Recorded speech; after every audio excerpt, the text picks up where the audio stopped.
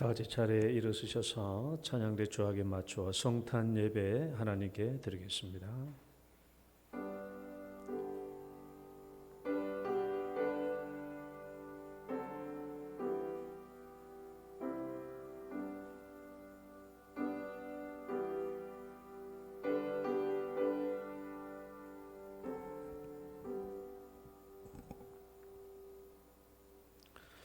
그에게 잉태된 자는 성령으로 된 것이라. 아들을 낳으리니 이름을 예수라 하라. 이는 그가 자기 백성을 그들의 죄에서 구원할 자이심이라 하니라. 아멘. 하나님 감사합니다. 이 땅에서 죄 많은 저희들의 인생을 구속하여 주시기 위하여 예수님을 이 땅에 보내주시고 저희들 하나님의 자녀로 삼아주신 것을 감사드립니다. 이 은혜에 감사하여 오늘도 성탄 예배로 성삼위 하나님께 드려오니 이곳에 충만하게 임재하여 주시고 주의 백성들의 예배를 기쁘게 받아 주옵소서. 각 가정에서 드리는 예배 위에도 함께하여 주시고 온 가정에게 하나님 성탄의 은혜가 충만케 하여 주옵소서. 예수님 이름으로 기도드립니다. 아멘. 찬송가 122장입니다.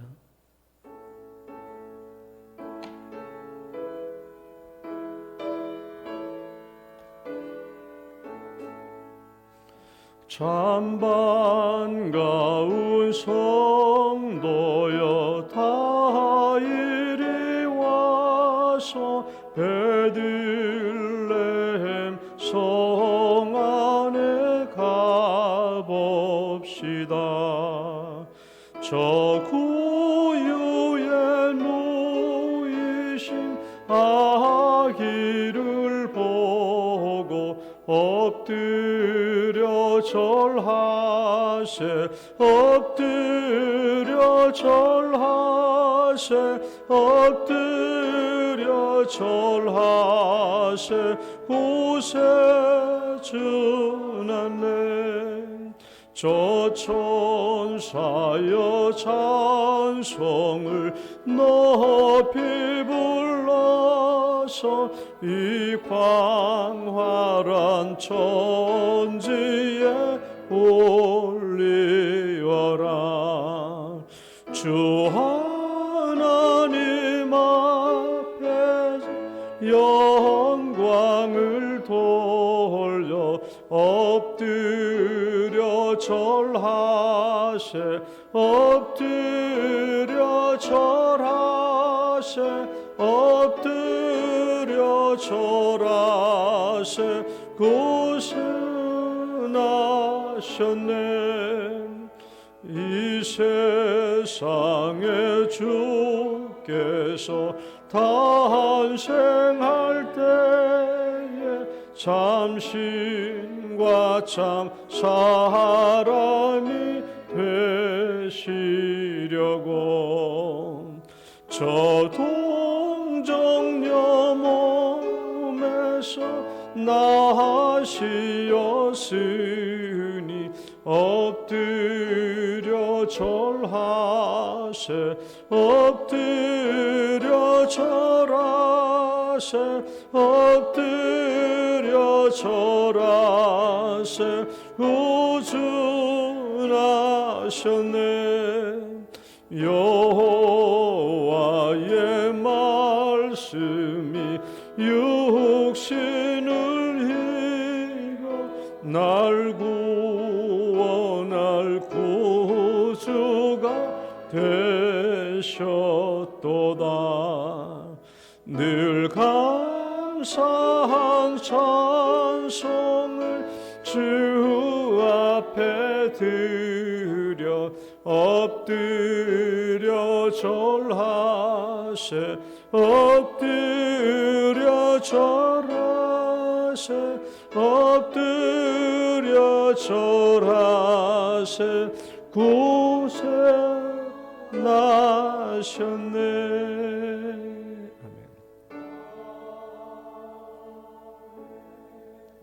신앙 고백 드리겠습니다. 전능하사 천지를 만드신 하나님 아버지를 내가 믿사오며 그 외아들 우리 주 예수 그리스도를 믿사오니 이는 성령으로 잉태하사 동정녀 마리아에게 나시고 본디오 빌라도에게 고난을 받으사 십자가에 못 박혀 죽으시고 장사한 지 사흘 만에 죽은 자 가운데서 다시 살아나시며 하늘에 오르사 전능하신 하나님 우편에 앉아 계시다가 저리로서 산자와 죽은 자를 심판하러 오시리라. 성령을 믿사오며 거룩한 공회와 성도가 서로 교통하는 것과 죄를 사하여 주시는 것과 몸이 다시 사는 것과 영원히 사는 것을 믿사옵나이다. 아멘. 교동문 120번입니다. 성탄절 2번 찬송하리로다. 주 이스라엘의 하나님이여 그 백성을 돌보사 속량하시며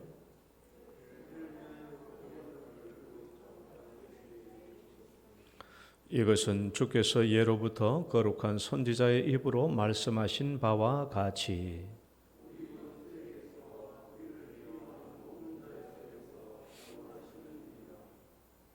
우리 조상을 긍휼히 여기시며 그 거룩한 언약을 기억하셨으니 우리가 원수의 손에서 건지심을 받고 종신토록 주의 앞에서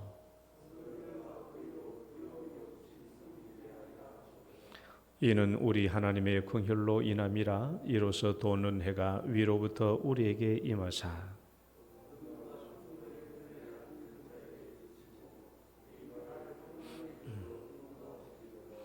그러므로 주께서 친히 징조를 너희에게 주실 것이라. 보라, 처녀가 잉태하여 아들을 낳을 것이요 그의 이름을 임마누엘이라 하리라. 아멘. 앉으셔서 찬송가 112장입니다.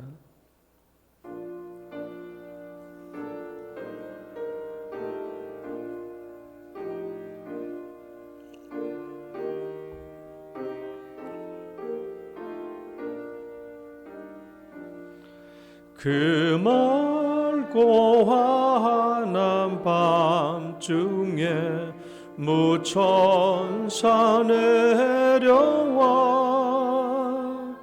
그 손에 비파 들고서 다 찬송하기를 평강의 왕이 조시니 다 평안하여라. 그 소란하던 세상이 다 고요하도다.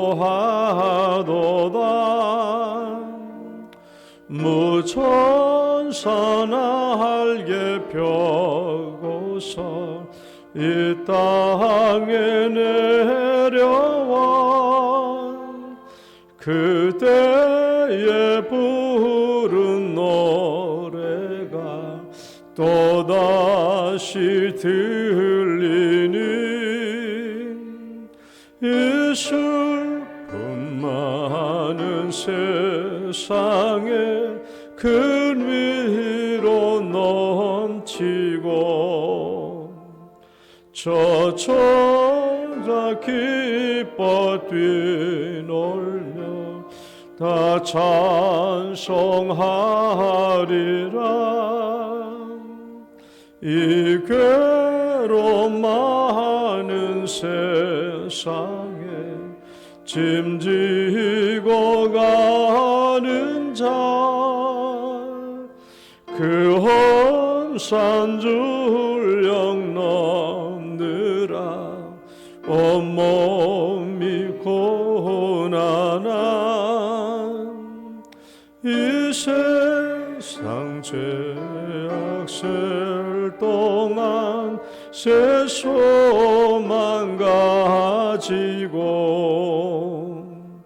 저 천사 기쁜 찬송을 들으며 쉬어라. 예선지에 원응하여 애들 서 성에 주 예수 탄생하시니 온 세상 구주라. 저 천사 기쁜 노래를 또다시 부르니 온 세상 사는 사람들 다 화답하여라. 아멘. 조주철 장로님 기도 인도하시겠습니다. 우리의 임마누엘이 되셔서 오늘도 우리와 함께 하시는 예수님, 찬양과 경배를 드립니다. 유대인의 왕으로 나신 이가 어디 있느뇨? 우리가 동방에서 그 예배를 보고 그에게 경배하러 왔노라. 2000년 전 작은 마국간에서 낮고 낮은 자리에 아기 예수님을 찾아 온 동방 박사들처럼 오늘도 우리가 경배와 찬양으로 아기 예수님을 경배합니다. 내 영혼이 주를 찬양하며 내 마음이 하나님 내 구주를 기뻐하였음이라고 고백한 마리아의 고백처럼 우리 영혼이 주를 찬양하며 예수 그리스도를 왕으로 섬기게 된 것을 기뻐합니다. 우리를 죄악에서 벗어나게 하시고 긍휼히 여기사 어둠과 죽음의 그늘에서 평강의 길로 인도하심을 감사드립니다. 코로나로 인하여 아픔과 상처로 아기 예수의 탄생의 기쁨은 사라지고 성탄의 기쁨도 사라지고 있는 이 땅에 가난하고 아픔을 위로하시는 예수님의 탄생이 기쁨으로 다가설 수 있도록 주님 도와주시옵소서. 진정 유대인의 왕이 어디 있느뇨? 라는 물음에 가난한 우리의 심정에 아파하는 상처가 있는 곳에 위례의 주님이 함께하여 주시고 계심을 알게 하여 주시옵소서. 오늘날 다윗의 동네에 너희를 위하여 구주가 나셨다라는 고백처럼 다윗의 동네가 나의 마음이 되게 하시고 나의 가족, 우리 공동체, 우리 영동교회가 되게 하여 주시옵소서. 지극히 높은 곳에서는 하나님께 영광이요 땅에서는 기뻐하심을 입은 사람들 중에 평화로다한 천군 천사들의 찬양처럼 주 예수로 인하여 평화를 누리고 예수 그리스도를 주로 섬기는 자들 되게 도와주시옵소서. 하나님, 코로나가 속히 땅에서 물러나게 도와주시옵소서. 우리 영동교회 권속들, 가족들을 지켜주셔서 한 사람도 코로나로 인하여 어려움이 없도록 도와주시고 믿음의 시련을 잘 극복하고 이겨나가게 인도하여 주시옵소서. 대면 예배가 중단되고 컴퓨터 앞에서 드려지는 이 예배를 드려야 하는 상황 속에서 우리의 믿음이 식지 않게 하여 주시고 작은 아이에서부터 어르신에 이르기까지 신령과 진정으로 예배하며 기도하게 하여 도와주시옵소서. 우리가 홀로 있을 때 더 말씀을 사모하게 하시고 더 골방에서 기도하는 우리 영동교회 식구들 되게 도와주시옵소서. 우리 주일학교 아이들, 학생들, 청년부에 이르기까지 우리 다음 세대를 지켜주시고 이들을 믿음으로 잘 자라게 인도하여 주시옵소서. 헌신하시는 우리 교역자들, 선생님들에게 믿음과 지혜로 우리 헌신 아이들을 잘 이끌어 나갈 수 있도록 힘을 다하여 주시옵소서. 요셉처럼 다니엘처럼 어려운 상황 속에서 하나님을 믿고 살아가는 자들이 될 수 있도록 주님 도와주시옵소서. 이 나라와 민족을 위해서 기도합니다. 하루속히 경제적으로 정치적으로 안정되게 도와주시옵소서. 정치적 이념 속에서 분열되고 벽을 쌓고 있는 백성들에게 서로가 이해하며 용서하는 하나님 백성들 되게 도와주시옵소서. 기독교가 세상의 빛이 되게 하여 주시고 소금이 되게 하여 주시옵소서. 우리의 잘못들을 돌아보게 하시고 회개하게 하시고 다시금 교회의 참된 모습으로 세상의 방주가 되게 하여 주시옵소서. 세상의 눈이 아닌 하나님의 눈으로 우리를 돌아보며 정의와 공의로 사회의 기준이 되는 교회로 회복하게 도와주시옵소서. 오늘 말씀으로 쓰신 우리 목사님 붙들어 주시고 성령으로 덧입어 말씀을 전하실 때 오로지 하나님의 살아있는 능이 있는 말씀이 되게 도와주시옵소서. 부르심의 목적에 맞는 백성으로 살게 하여 주시옵소서. 그리스도가 어디 있느뇨? 지금 나와 함께 계심을 믿는 자들의 마음속에 예수가 살아있음을 고백하는 우리 영동교회 권속들 되게 하여 주시고 또한 아기 예수로 인한 기쁨의 예배가 되길 바라며 예수 그리스도의 이름으로 기도드립니다.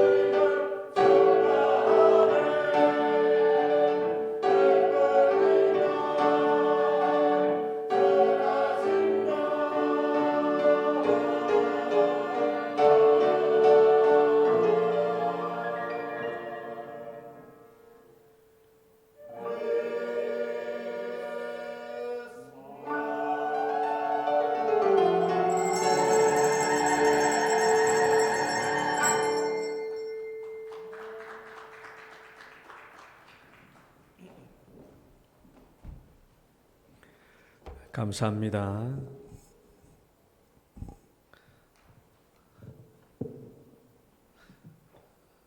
앞에 듣고 계시는 성도님들이 없어도 이렇게 열심히 최선을 다해서 찬양해 주시니 하나님이 기뻐 받으시고 또 온 가정에서 이 찬양의 특송을 또 기쁘게 받으실 줄 믿습니다. 오늘 주신 하나님 말씀 요한복음 1장 14절.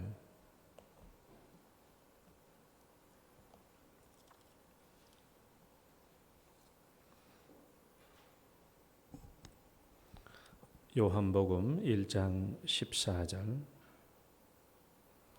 한 절 우리 함께 읽겠습니다. 시작. 말씀이 육신이 되어 우리 가운데 거하심에 우리가 그의 영광을 보니 아버지의 독생자의 영광이요 은혜와 진리가 충만하더라. 아멘. 기도하겠습니다. 하나님 감사합니다. 또 코로나로 인하여 또 각 가정에서 또 온라인으로 예배를 드리게 됩니다.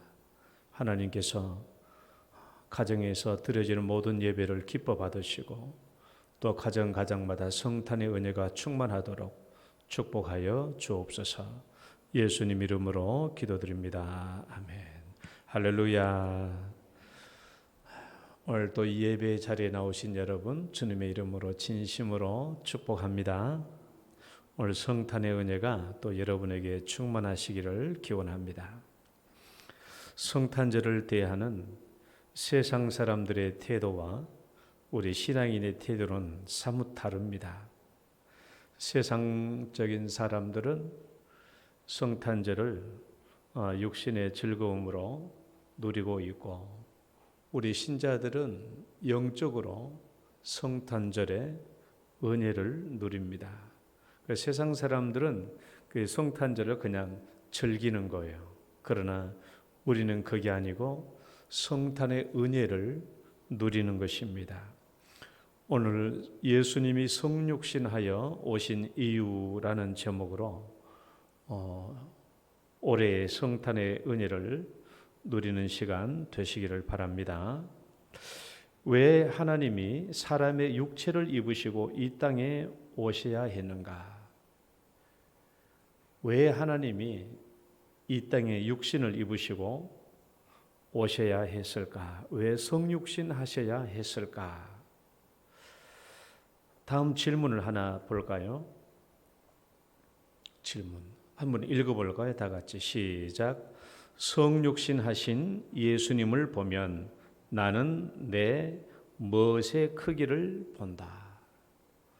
오늘 이 질문을 통해서 성탄의 은혜를 함께 나누고자 합니다. 예수님이 이 땅에 성육신하여 오신 것을 보면 나는 내 멋의 크기를 볼 수 있어야 합니다. 자, 예수님께서 이 땅에 성육신하여 오신 이유는 마태복음 1장 21절 말씀에 잘 나와 있습니다. 한번 다시 읽어봅시다. 아들을 낳으리니 시작. 아들을 낳으리니 이름을 예수라 하라. 이는 그가 자기 백성을 그들의 죄에서 구원할 자이심이라. 그러니까 예수님이 이 땅에 성육신하여 오신 이유는 아주 명백합니다. 인류를 죄에서 구원하기 위해서 오신 것이죠. 이것이 예수님의 성육신의 목적입니다. 죄에 빠진 인간을 죄에서 구원하기 위해서. 그런데 왜 하나님이신 그분이 이 땅에 오셔야 했을까? 왜 하나님이신 그분이 이 땅에 사람의 몸을 입고 오셔야 했을까? 그것은 사람 중에는 사람을 구원할 자가 없기 때문입니다. 우리가 다 알다시피 죄의 싹은 사망이죠. 죄의 싹은 사망에 그 모든 사람은 다 죄를 지었기 때문에 자기 죄값으로 죽을 운명이죠. 내 죄값이 용서가 되려면 누군가 내 죄값으로 대신 죽어주면 되죠. 누군가 내 죄값을 대신해서 대신 죽어주면 나는 그 죄값에서 벗어나서 죄값의 탕감을 받을 수 있고 나는 구원을 받을 수 있습니다. 그런데 아담 이후로 모든 인류가 죄 속에 갇혀 있기 때문에 모든 인류가 다 죄인입니다. 다 자기 죄값 때문에 자기가 죽어야 할 운명이기 때문에 누가 누구를 대신하여 죽어줄 수 있는 상황이 아니죠. 그러니까 이 지구 가운데에서는 구원자가 존재할 수가 없는 것입니다. 그래서 예수님이 이 땅에 오신 것이죠. 왜 예수님만이 인간의 구원자가 될 수 있습니까? 예수님만이 죄 없이 이 땅에 오신 분이기 때문에 그래요. 예수님은 죄가 없으시기 때문에. 그래서 예수님이 죄 없이 이 땅에 오시기 위하여 성령으로 잉태해야 했습니다. 그에게 잉태된 자는 성령으로 된 것이라. 예수님이 성령으로 잉태되어야 한 이유는 전혀 죄 없이 이 땅에 인간의 모습으로 태어나야 했기 때문이죠. 그래서 성경은 한결같이 예수님에 대해서 어떻게 증언하고 있느냐 한번 말씀을 볼까요? 히브리서 4장 15절 그리고 또 요한 1서 3장 5절 말씀 차례대로 한번 같이 읽어봅시다. 우리에게 있는 시작.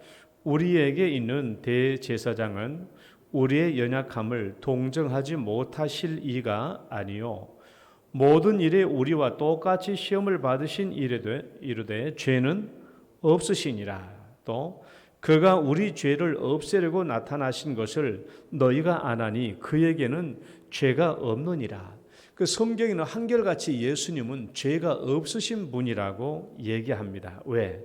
죄가 없으신 분이기 때문에 우리 죄인들의 죄를 대신 짊어지시고 우리의 죄값을 지시고 대신 죽을 수 있기 때문에 그렇습니다. 왜 하나님이신 예수님이 이 땅에 성육신하여 오셔야 했습니까? 대답은 분명해요. 이 땅에 다른 구원자가 없어요. 모든 사람이 죄인이니까.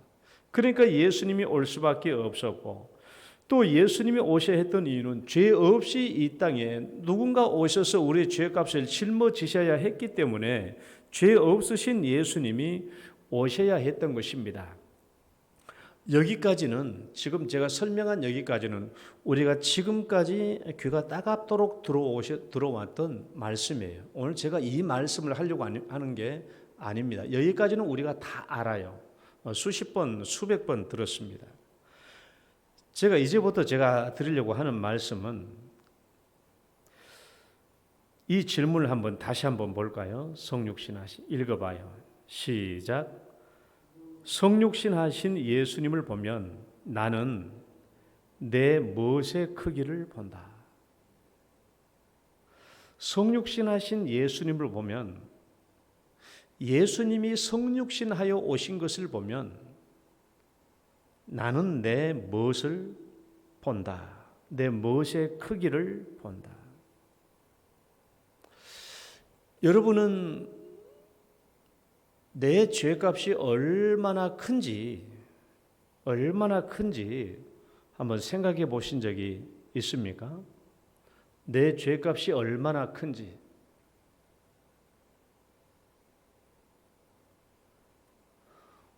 우리가 자기의 죄값의 크기를 알지 못하면 예수를 알지 못합니다.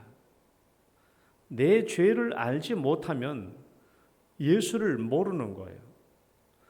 내 죄값의 크기를 알면 은혜의 크기를 압니다. 그런데 내 죄값의 크기를 모르면 예수님의 은혜를 알 수가 없어요. 어떤 사람들은 우리의 죄값과 하나님이 심판하신 지옥의 형벌의 형평성의 문제를 제기해요. 제가 일전에 한번 간략하게 말씀드린 적이 있습니다. 우리의 죄값에 비하면 하나님의 심판, 즉 영원한 지옥 형벌, 이 심판의 값이 너무 크다는 거예요. 너무 크다. 이거 뭔가 잘못된 게 아닌가? 우리가 100년 동안 살면서 지은 죄값에 비하면 우리의 심판, 영원한 지옥 형벌이 나는 이 심판의 값이 너무 크다라는 거예요. 내가 100년 동안 죄를 지었으면, 내가 100년 동안 지옥 생활을 하면 이 형평성이 맞다라는 거예요. 그러나 내가 100년 동안 죄를 지었는데 100년이 아니라 영원토록 시간이 영원하잖아요. 지옥은 그러니까 영벌이라고 그래요.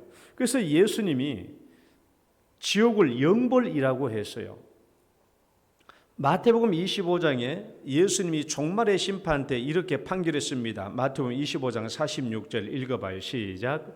그들은 영벌에, 의인들은 영생에 들어가리라. 우리의 죄값은 영원한 지옥 형벌이에요. 우리가 태어나서 오래 살면 100년인데 100년 동안 지은 죄값이 영원한 지옥 형벌이에요. 이게 도대체 어떻게 이게 형평성이 이게 맞는가? 그렇죠? 내가 아무리 태어나서 100년 동안 죄를 지었기로서니 그 죄의 대가가 영원한 지옥 형벌이라면 이게 여러분 들으시기에 형평성이 맞다고 생각됩니까? 그러니까 내가 100년 동안 살아서 100년 동안 죄를 지었다면 100년 동안 지옥 형벌을 받는다면 내 그 형평성은 맞다고 생각이 되고 사람들은 이해가 돼요. 그런데 100년 동안 죄를 지었는데 100년 동안 지옥 형벌이 아니라 영원한, 시간적으로 영원한 지옥 형벌을 받는다라는 거예요. 이것도 이해가 되죠. 내가 100년 동안 죄를 지었다고 칩시다. 그러면 내가 10배로 쳐가지고 1년의 죄를 내가 10배로 쳐가지고 내가 1000년 동안 지옥 생활을 하는 것도 내가 감수할 수 있어요. 그런데 1000년 동안 지옥 생활이 아니고 밑도 끝도 없는 영원한 지옥 생활을 한다고 하니까 이것이 100년 동안 죄를 지은 내 죄값이 어떻게 형평성이 맞냐라는 거예요. 아니, 내 죄값의 1년을 100년으로 곱해가지고 내가 10,000년 동안 지옥 생활을 해도 내가 이해가 돼. 근데 10,000년의 지옥 생활이 아니라 100만 년, 1000만 년, 수억 년 동안 영원히 지옥 형벌을 받는다라는 것이 우리가 이게 형평성이 맞냐라는 것이죠. 이것이 사람들의 질문이고 또 우리가 해볼 수 있는 질문이에요. 만약 그렇다면 뭔가 하나님의 심판이 공정하지 않는 게 아니겠는가? 단지 지옥 생활에, 지옥 환경에서 근무한다라는 개념이 아닙니다.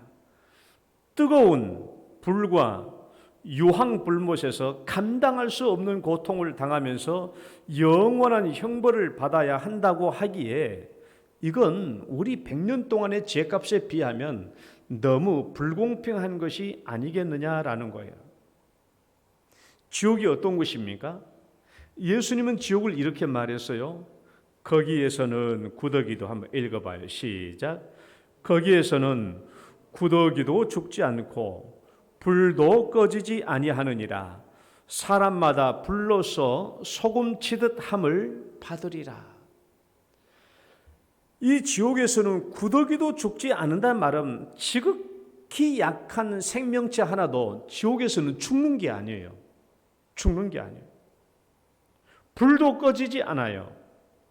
사람마다 불러서 소금 치듯 함을 받으리라. 저는 우리 시골에서 아궁이에 불을 넣으면 그 바로 옆에 소금 가마니가 있어가지고 저도 한번 무슨 생각이 드는지 몰라도 소금 가마니에서 소금을 한 줌 넣어가지고 불 붙는 그 아궁이에 이렇게 넣어봤어요. 던져봤어요. 혹시 던져보신 분 있어요? 왜 시키지도 않는 일을 하셨어요? 그건 참 희한하대. 아궁이에 불을 지펴놓고 옆에 있는 소금 가마니에서 소금을 한 줌에 넣어보면 어떻게 됩니까? 도다다다다 하면서 얼마나 소금이 튑니까? 이렇게 그렇게 튀거든요. 그렇게 한다. 지옥은 그런 곳이라는 거예요. 사람마다 불로서 소금치듯 함을 받으리라. 또 요한계시록 의하면 읽어봐요. 그날에는 시작. 그날에는 사람들이 죽기를 구하여도 죽지 못하고 죽고 싶으나 죽음이 그들을 피하리로다. 지옥의 일면이에요. 절대 지옥은 고통스럽기는 하지만 절대로 죽을 수 없는 곳. 그러니까 우리가 고통을 느끼면서도 영원한 벌을 받아야 하는 것이 지옥의 형벌입니다. 그러면 생각해 봐야 되죠. 하나님의 심판이 형평성에 안 맞는 것인가? 우리가 죄값을 계산을 잘못한 것인가?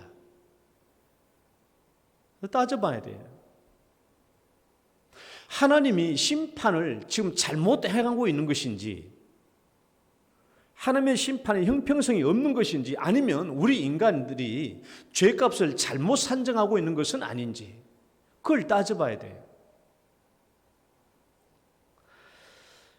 사람들은 하나님이 공의롭고 정의롭다고 인정을 합니다. 하나님의 심판은 마땅히 그래야 되겠죠. 아브라함도 세상을 심판하시는 하나님에 대해서 어떻게 따졌습니까? 이렇게 따졌어요. 하나님, 세상을 심판하시는 이가 정의를 행할 것이 아닙니까? 이렇게 따졌어요. 우리는 하나님에 대해서 정의롭고 공평하다고 생각합니다. 만약 하나님이 정의롭고 공평하지 않다면 하나님의 자격이 없는 것이죠.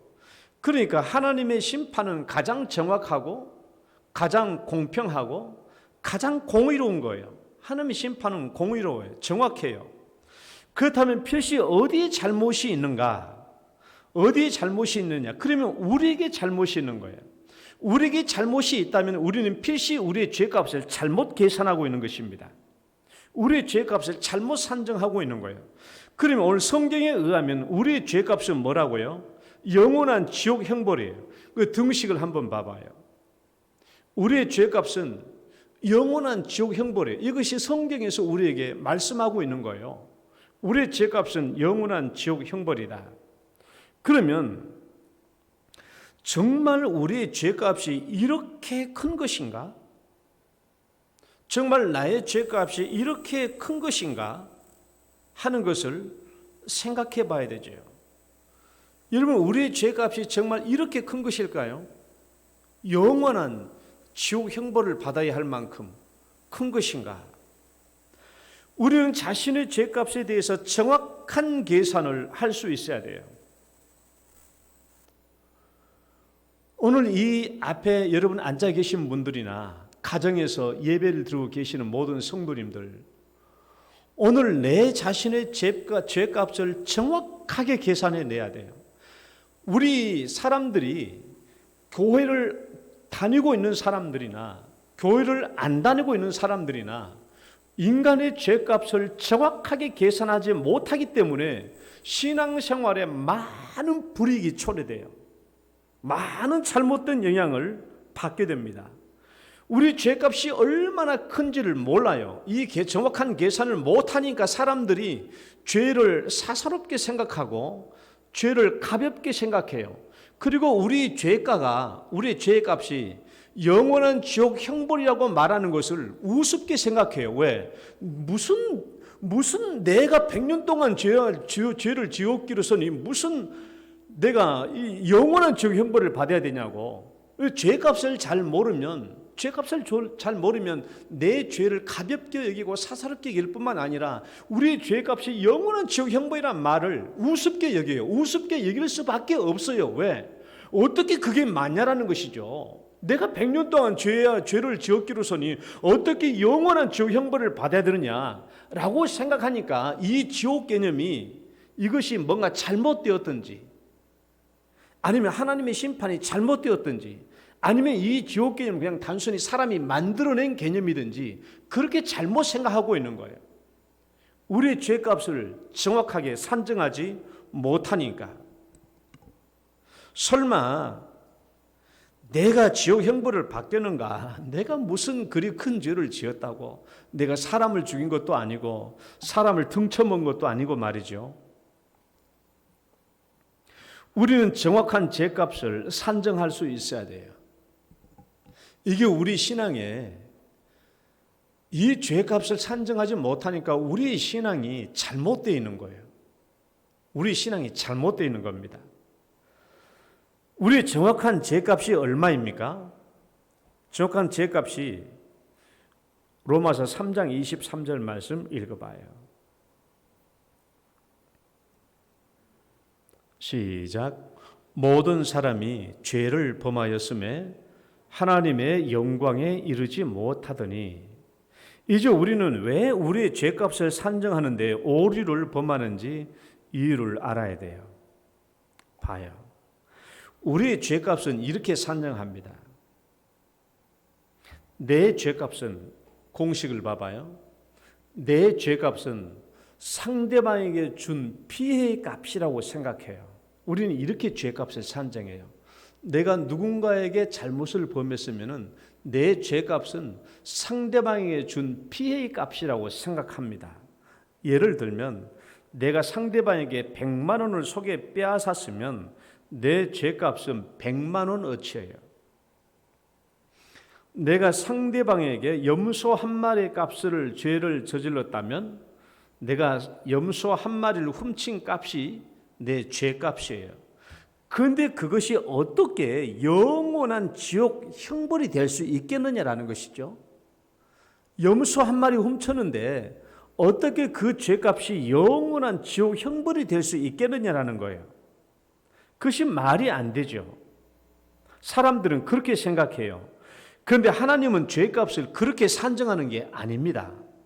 하나님은 그렇게 죄값을 산정한 것이 아니고 방금 우리가 말씀을 읽었던 것처럼 모든 사람들이 죄를 범하였으며 하나님의 영광에 이르지 못하더니, 이 말씀을 보면은 인간의 죄값은, 우리는 방금 그랬죠. 사람의 죄값은 내가 상대방의 피해를 입힌 것만큼의 죄값만 산정해요. 그러나 하나님은 그렇게 죄값을 산정한 게 아니에요. 왜? 하나님은 하나님의 죄값은 어떻게 산정하느냐 그러면, 여러분 우리가 10계명을 어겼다고 쳐봐요. 자, 10계명을 어겨서 사람을 한 명 살인했다고 칩시다. 6계명, 제 6계명을 어겨서 사람을 살인했다고 쳐봐요. 그러면 우리는 이 사람 한 사람을 죽인 죄값을 생각해요. 그러나 여러분 이 10계명을 누가 주셨어요? 이 10계명은 하나님이 주셨죠. 하나님이 왜 10계명을 주셨어요? 이 세상에 10계명을 주심으로 하나님의 영광이 보존되고 하나님의 영광이 나타나도록 하기 위해서 10계명을 주신 거, 인간 세상에. 그러면 사람이 10계명을 어겼으면은 사람의 죄는 10계명을 어긴 상대방에 대한 죄값만이 아니라 이 모든 계명을 통하여 하나님의 영광을 추구하고자 하는 하나님의 영광을 침범한 것이고 하나님의 영광을 범한 거예요. 그러니까 10계명을 범하면 상대방에게도 죄값이지만 동시에 하나님을 향해서도 죄를 범한 거예요. 하나님의 영광을 침범한 것이죠. 그러니까 성경의 죄는 무슨 죄든지 아무리 작은 죄라고 할지라도 사람에게도 지은 죄가 될 뿐만 아니라 하나님께도 지은 죄가 된다라는 거예요. 여러분 다윗을 봐봐요. 다윗이 밧세바를 간음하고 이 일을 숨기기 위해서 그의 남편 우리아를 전장에 앞쪽에 보내서 그를 죽입니다. 전장에서 죽게 만들죠. 이 모든 과정을 알고 난 뒤에 하나님이 나단 선지자를 통해서 다윗을 보내서 책망을 합니다. 한번 말씀 읽어봐요. 그러한데, 시작.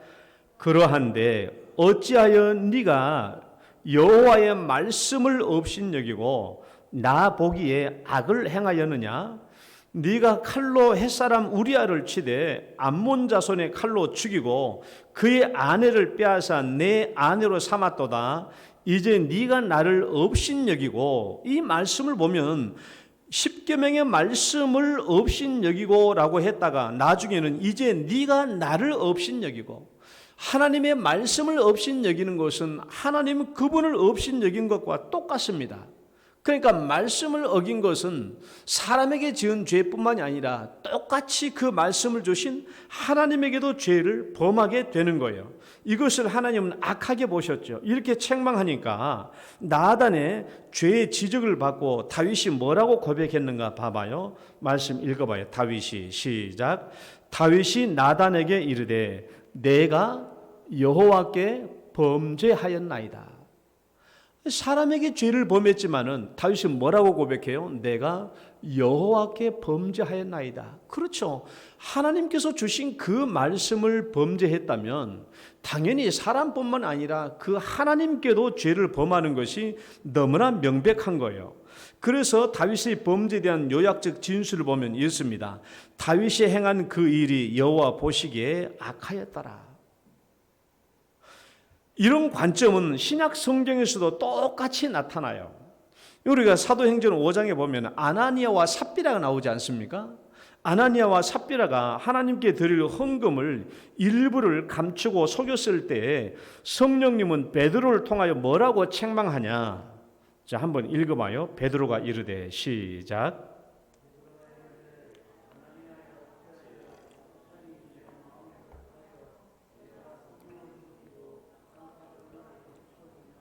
어찌하여 이 일을 내 마음에 두었느냐?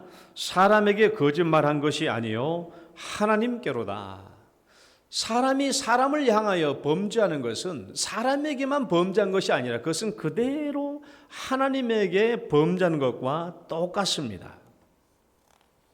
그래서 인간의 죄는 아무리 작은 것이라고 할지라도 사람을 향한 죄값뿐만 아니라 하나님을 향한 죄값이 같이 산정되는 것이죠. 산정되는 거예요. 만약에 우리 사람들이 가지고 있는 죄값, 그게 뭐예요? 내가 이 사람에게 잘못을 범한 것만이 나의 죄값이다라고 산정한다고 한다면 이 죄값이 영원한 지옥 형벌이라고 하면 도무지 형평성이 안 맞죠. 나라도 대신 가가지고 하나님 앞에서 탄원하겠어요. 이건 너무하지 않겠냐고. 그러나 하나님께서 정하신 죄값은 그렇게 산정되는 것이 아니고 이 공식을 봐봐요. 우리의 죄값은 상대방에게 해를 입힌 죄 플러스 하나님의 영광을 침범한 죄예요. 이것이 우리의 죄값인 것입니다. 그런데 사람은 무엇만 알고 무엇은 몰라요?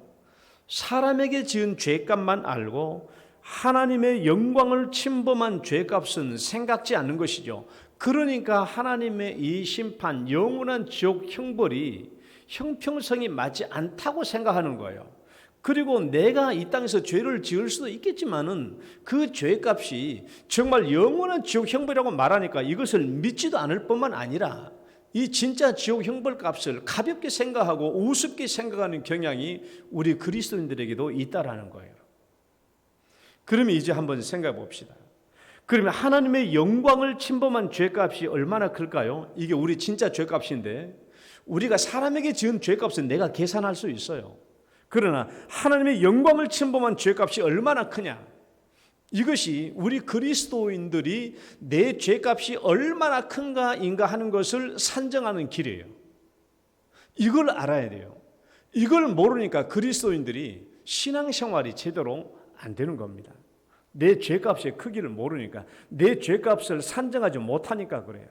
저는 하나님의 이 인간의 죄값이 얼마나 큰지, 저는 0.0001mm 오차도 없이 난 정확히 계산해 낼 수 있어요.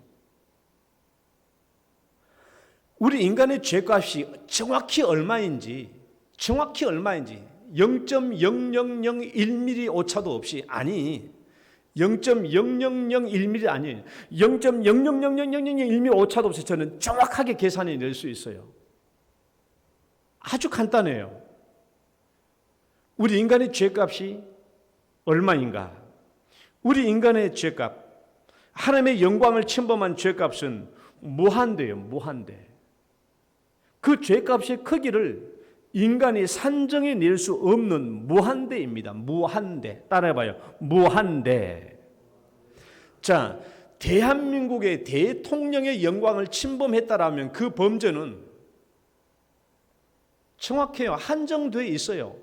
대한민국의 대통령의 영광이라는 것은 한정되어 있습니다. 그러니까 거기에 맞게 죄값을 받으면 돼요. 미국 대통령의 영광을 침범했다면 그 미국 대통령의 영광의 범죄에 한정된 죄를 받으면 되는 거예요. 대한민국의 대통령의 영광도 한정되어 있는 것이고 미국 대통령의 영광도 한정되어 있는 거예요. 그러니까 미국 대통령의 영광이든 한국 대통령의 영광이든 이 영광의 명예를 훼손하면 그 죄값은 정해져 있습니다. 정해져 있는데 여러분, 하나님의 영광은 얼마나 커요? 하나님의 영광이 얼마나 커요? 하나님의 영광이 얼마나 크냐고 생각하면 이 온 우주가 하나님의 영광을 찬양하고 있는데, 여러분, 이 온 우주가 얼마나 커요? 인간이 계산할 수 있나요? 인간이 상상할 수 있습니까? 하나님의 창조한 우주가 얼마나 크냐고요. 그러니까 하나님의 영광은 우리가 헤아릴 수 없이 커요. 하나님이 창조하신 우주가 헤아릴 수 없이 크다면 하나님의 영광은 더 크겠죠. 그런데 그 영광을 우리가 죄로 침범했다면 우리 죄가 얼마나 크다라는 말이에요? 우리 죄의 크기가 무한대라는 말이죠. 그 하나님의 그 크신 영광을 침범했다면 우리 죄로, 그럼 우리의 죄값이 무한하다는 거예요. 도무지 우리 죄값이 헤아릴 수도 없죠. 그러면 무한하신 하나님의 영광을 침범하는 우리의 죄값이 무한하게 크다고 한다면 그 무한하게 큰 우리의 죄값에 대한 형벌이 무한히 큰 지옥 형벌이라는 것이 타당하죠. 그게 얼마나 공정해요? 우리는 하나님의 거룩한 영광을 침범한 것이 얼마나 큰 죄인지를 알지 못합니다. 그러니까 인간이 인간에 해당한 죄값만 산정하니까 영원한 지옥 형벌을 너무하다고 생각하고 형평성에 맞지 않다고 생각하고 터무니없다고 생각해서 지옥의 영원한 형벌을 아예 그냥 무시해버리기도 해요. 그러나 하나님의 영광이 얼마나 큽니까? 그 하나님의 영광을 침범한 인간의 죄가 또 얼마나 큽니까? 그 인간의 죄가 끝도 없이 크기 때문에 인간이 나중에 받아야 할 그 죄값, 지옥 형벌도 영원한 거예요. 그러니까 우리 죄값이 영원한 지옥 형벌이 틀리지 않고 딱 맞다라는 것입니다. 하나님의 영광을 침범한 죄는 영원한 지옥 형벌이에요. 그래서 하나님의 심판은 매우 공정하고 공평하고 형평성에 맞고 정확한 것입니다. 그런데 이 큰 죄값을 해결하기 위해서는 누가 오셨어요? 오늘 우리 성탄절에 예수님이 오셨어요. 우리 이 큰 죄값을 해결하기 위해서 예수님이 오셨습니다. 그러면 이 질문을 놓고 다시 한번 여러분들이 가로 안을 넣어봐요. 성육신 하신 예수님. 한번 읽어봐요. 시작. 성육신 하신 예수님을 보면 나는 무엇을 봐요? 나는 내 죄값의 크기를 봐야 되는 거예요.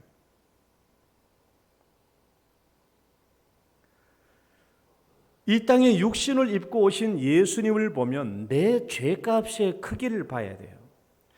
도대체 내 죄값이 얼마나 컸으면 하나님이신 예수님이 그 죄값을 담당하기 위해서 오셔야 했겠느냐라는 거예요. 혹시라도 우리 집 아이들이 밖에 나가서 잘못을 저지르고 오면 아버지 내가 가서 죄를 빌 수 있어요. 아이고 우리 애가 잘못한 건 좀 용서해 주십시오. 용서 안 해주면 우리 할아버지가 대신 또 가가지고 아이고 좀 용서해 달라고 용서를 빌 수 있어요. 아니면 우리 온 가족이 가가지고 무릎 꿇고 용서를 빌 수 있어요. 그런데 우리 자식이 지은 죄가 그 집을 홀라당 5층짜리 빌딩을 홀라당 불을 내버렸다고 칩시다. 그러면 이 죄값을 가지고 내가 아버지 가가지고 무릎 꿇고 빈다고 해가지고 이 죄값이 용서되겠어요? 우리 할아버지가 가가지고 용서를 빈다고 해가지고 이 5층 빌딩 홀라당 태우는 것이 용서가 되겠어요? 우리 아이가 지은 죄값이 너무 크면 아버지가 가도 소용이 없고 할아버지가 가도 소용이 없고 온 식구가 가서 빌어도 소용이 없어요. 죄값이 너무 크기 때문에 그래요. 우리의 죄값이 너무 크기 때문에 하나님이신 예수님이 이 땅에 오셔서 우리의 죄값을 치르러 오신 겁니다.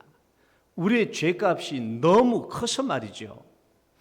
우리의 죄값이 헤아릴 수 없이 크다라는 것을 우리는 두 가지를 통해서 알 수 있어요. 방금 첫 번째, 지금까지 내가 말해왔던 우리의 죄값으로 영원한 지옥 형벌을 받아야 된다라는 이 지옥의, 이 영원한 지옥 형벌의 죄값을 보면 아하, 우리의 죄값이 얼마나 크구나 하는 것을 알 수 있고, 두 번째, 하나님이신 예수님이 이 땅에서 우리의 죄값을 갚으러 오신 것을 보면 우리의 죄값이 도대체 얼마나 컸길래 우리 아버지도 안 되고 할아버지도 안 되고 온 가족도 안 되고 뭐 아무것도 안 되고 하나님이 오셔야 했겠느냐라는 거예요.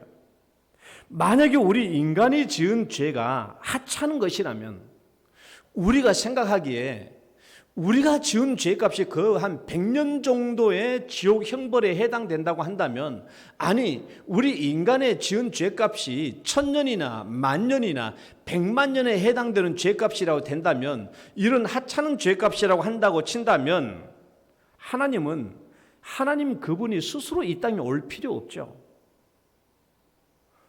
천사장 미가엘을 통해서 우리 인간의 죄값을 치르게 할 수도 있어요.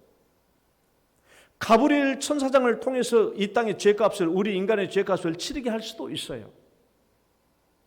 아니면 전능하신 하나님은 또 다른 방식으로 인간의 죄값을 처리할 수도 있어요. 그런데 하나님 그분이 이 땅에 오셔서 우리의 죄값을 속죄로 오셨다면, 도무지 다른 사람들로는, 도무지 다른 존재들로서는 우리 인간의 죄값을 해결할 수 없기 때문에, 그만큼 인간의 죄값이 무지무지하게 크기 때문에 하나님이 직접 이 땅에 육신의 옷을 입고 오셔야 했다라는 거예요. 우리는 지금까지 이것만 생각했어요. 왜 예수님이 성육신하여 이 땅에 오셔야 했습니까? 우리의 죄값을 짊어지기 위해서 그렇죠. 예수님만이 죄가 없으시기 때문에 이 땅에 오셔서 우리의 죄를 짊어지시기 위해서 예수님이 오신 것입니다 라고만 생각을 했어요. 예수님이 죄 없이 오셔야 인간의 죄를 대속하여 짊어질 수 있으니까 우리는 그것만 얘기하고 그것만 설명했어요. 나도 그것밖에 몰랐으니까 나도 그런 관점에서만 설교하고 그런 관점에서만 가르쳤는데, 내가 다시 생각해 보니까 우리 인간의 죄값이 얼마나 큰 것인가. 나는 한 번도 지금까지 내가 책을 덜 읽어봐서 그런지 모르겠지만, 책을 통해서 내 인간의 죄값이 얼마나 큰 것인가를 계산해 준 책도 없었고, 인간의 죄값이 얼마나 큰 것인가를 설교로 해서 내가 들어본 적도 없었어요. 그러나 이 성경 내용을 자세히 들여다보면 우리 인간의 죄값이 얼마나 큰 것인가를 알 수 있어요. 예수님이 이 땅에 오셔야 했던 것은 무죄자이기 때문에만 오신 것이 아니에요. 우리 인간의 죄값을 도무지 하나님이 아니시면 해결할 길이 없기 때문에 하나님이 오신 거예요. 인간의 죄값이 하찮은 것이라면 천사장 가브리엘을 보내서 처리할 수 있을 것이고, 미가를 통해서 처리할 수 있고, 전능하신 하나님이 다른 방식을 통해서 얼마든지 우리 죄값을 처리할 수 있겠지만은, 이 세상에 하나님이 아는 다른 존재로서는 인간의 죄값을 해결할 길이 없기 때문에 하나님이 직접 육신 옷을 입고 오셔서 인간의 죄값을 대신 치러 주신 것입니다. 하나님이 아니면 인간의 죄값을 치러 주실 분이 없어요. 우리 아버지가 와서 해결될 일이 아니고, 우리 할아버지가 와도 해결될 일이 아니고, 미가엘 천사장이 와도 해결될 일이 아니고, 가브리엘 천사장이 와도 해결될 일이 아니에요. 그러니까 하나님이 오신 거예요. 무한한 이 큰 죄악을 용서하고 죄값을 치르기 위해서 하나님이 오신 것이죠. 내 죄값의 크기를 생각해 보면 하나님이 아닌 다른 누구도 절대 올 수 없는 길이에요. 그래서 예수님만이 이 땅에 오신 거예요. 그러니까 성육신하신 그 예수님을 보면 내 죄값이 얼마나 큰 것인가 하는 것을 알 수 있어요.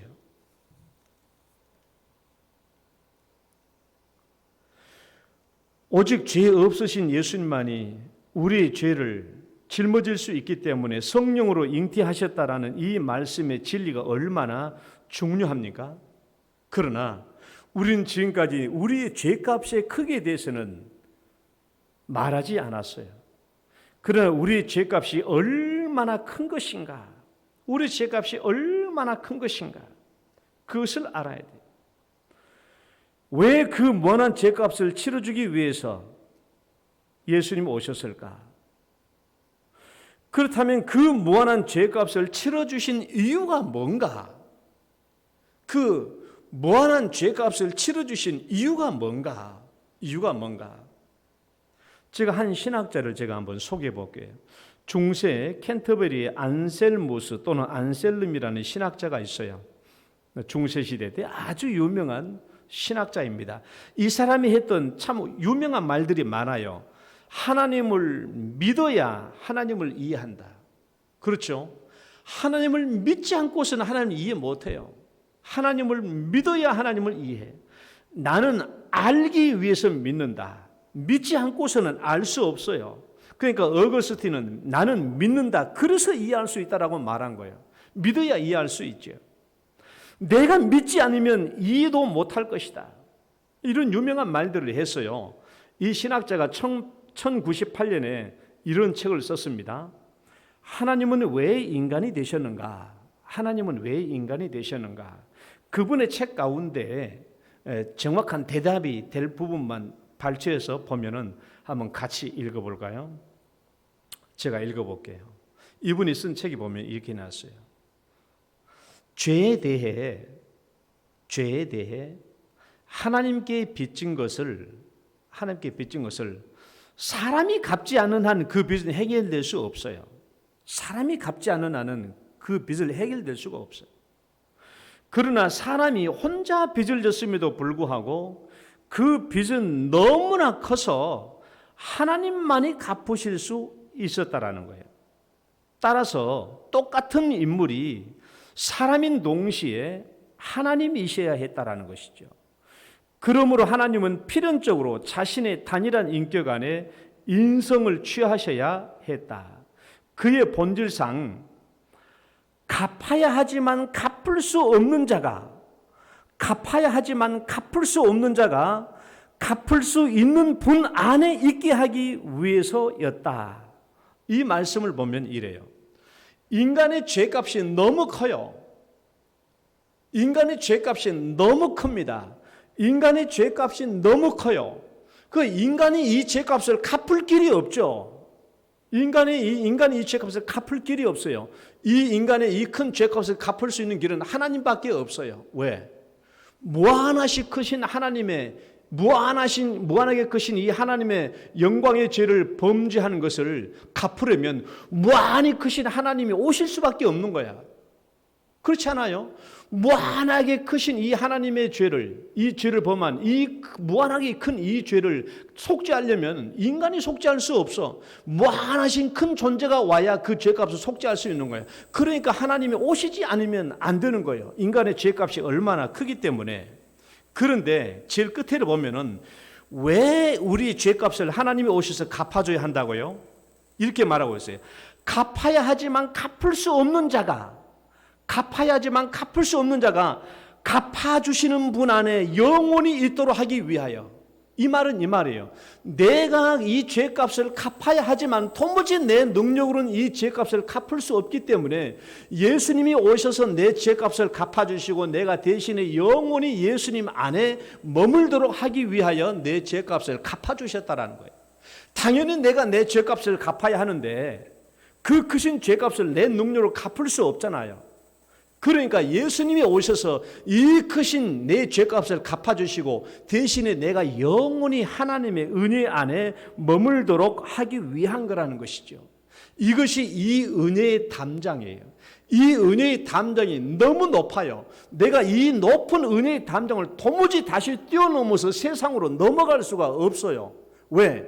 이 죄값이 내가 해결할 수 없는 죄값을 내가 결코 해결할 수 없는 죄값을 예수님이 해결해 주셨으니까 이 은혜의 담장은 내 힘으로 뛰어넘어서 다시 세상으로 나아갈 수가 없는 거예요.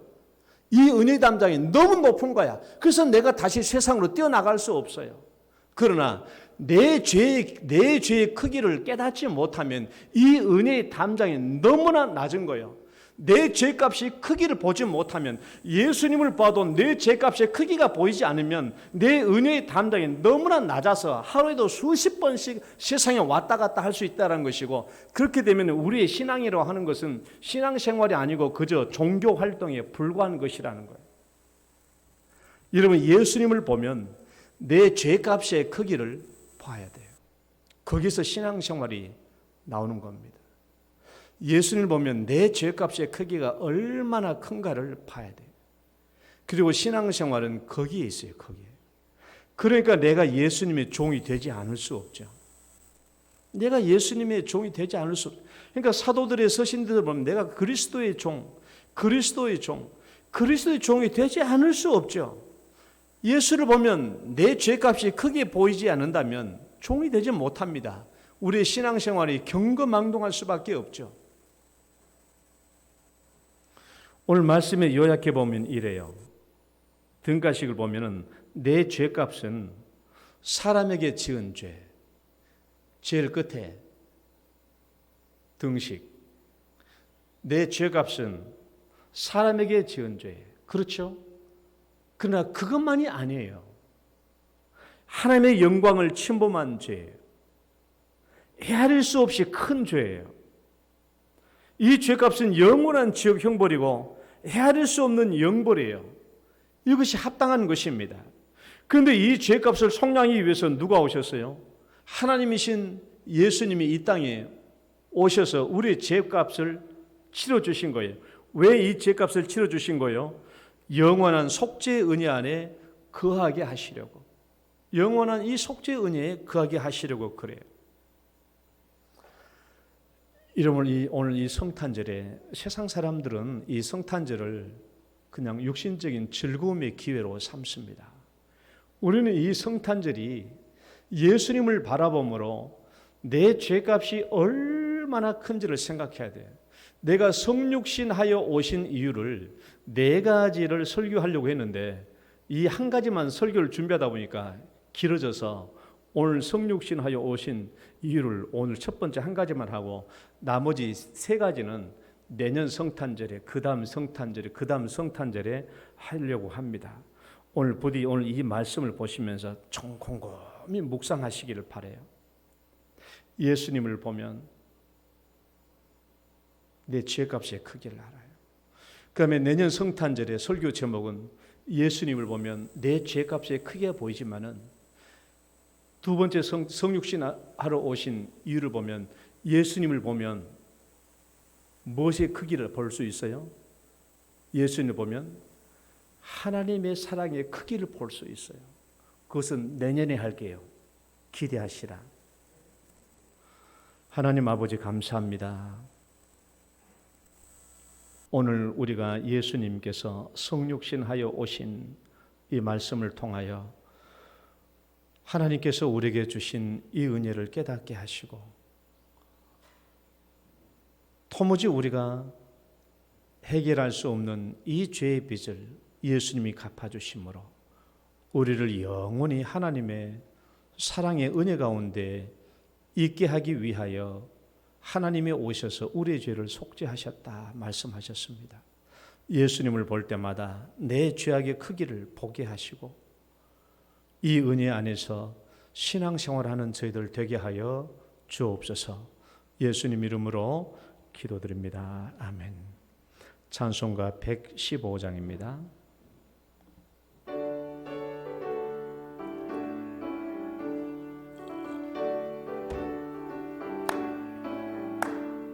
기쁘다 구주 오셨네 만백성 맞으라 교회여 다 일어나 다 찬양하여라 다 찬양하여라 다 찬양하여라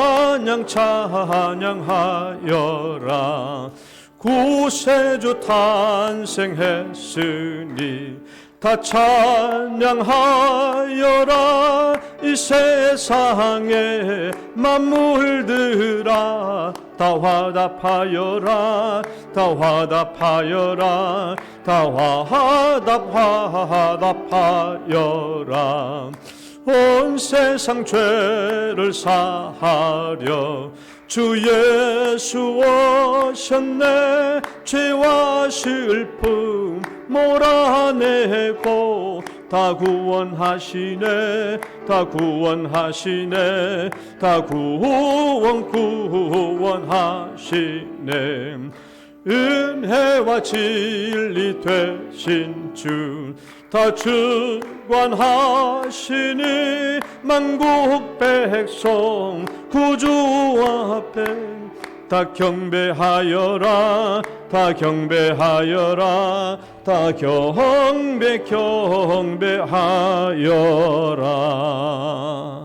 아멘.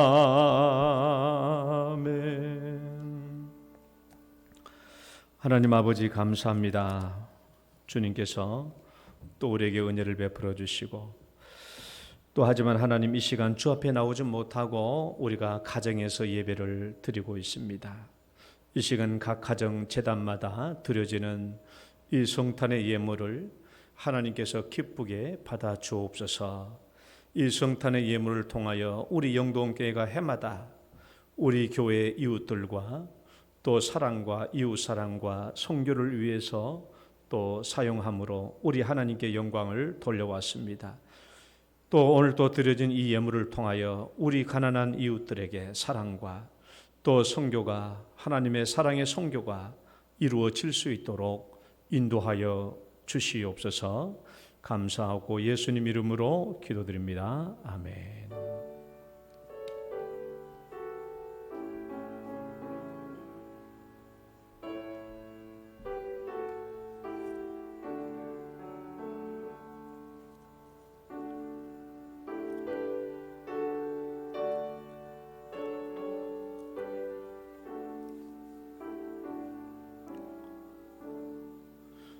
교회 소식 전해드리겠습니다. 지금 대면 예배가 금지되어 있고 비대면 예배로 각 가정에서 이루어집니다. 이번 주 주일 예배도 오늘처럼 11시에 온라인 예배로 가정에서 드리시면 되겠습니다. 오늘 성탄 예물에 대해서, 성탄 헌금은 각 가정에서 드려졌겠지만은 1월 달에 또 여러분들이 교회 오실 때마다 갖다 가져오시면 우리가 해마다 이 헌금을 가지고 이웃사랑과 또 선교에 전액 사용하고 있습니다. 지금 우리 교회에도 계속 해마다 도와달라고 하는 이런 후원서들이 많이 들어와 있는데, 올해도 여전히 똑같이 후원 요청서들이 들어와 있습니다. 그래서 여러분들이 가정에서 드린 성탄 헌금을 기회 있을 때마다 교회로 또 가져오시고, 또 못 오신 분들은 1월 달에 오셔서 가져다 주시면 저희들이 약속된 대로 사용해서 하나님께 영광 돌리도록 하겠습니다. 우리 다 같이 일어서셔서 당신은 소중한 사람 찬양 드리시고 축도로 예배 마치겠습니다.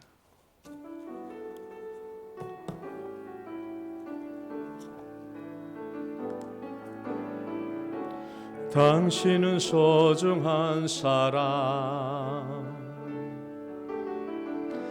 당신은 존귀한 사람, 이 세상에 하나뿐인 당신은 내겐 너무나도 소중한 사람. 그런 당신을 사랑해요. 그런 당신을 축복해요. 사랑받기에 합당한 당신을 주의 이름으로 사랑합니다. 주 이름으로 축복합니다. 주의 이름으로 축복합니다.